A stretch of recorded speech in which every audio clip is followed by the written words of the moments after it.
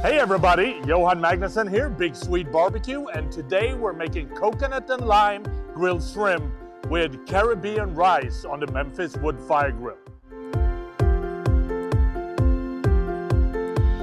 So the first thing that we want to do is start making the marinade for the shrimps. So mix the olive oil with the coconut milk, the pineapple juice, the soy sauce, the hot sauce, and the brown sugar and garlic. Next, you want to zest and juice 2 limes into the mix. And then you want to stir it until thoroughly mixed. So when the marinade is done, you want to dump the shrimps in, deveined and peeled with the tails removed. And then you want to let this sit in the refrigerator for about 4 hours to marinate.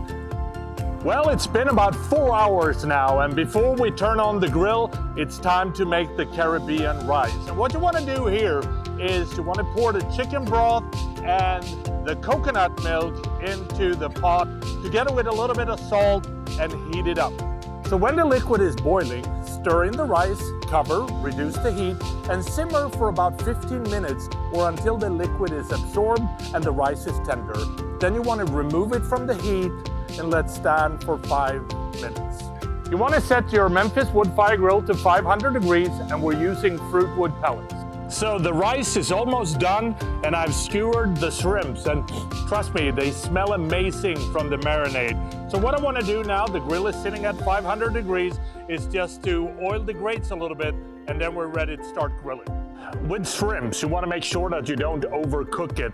I recommend to go 2 to 3 minutes per side, and you can tell that they're ready when they start turning pink.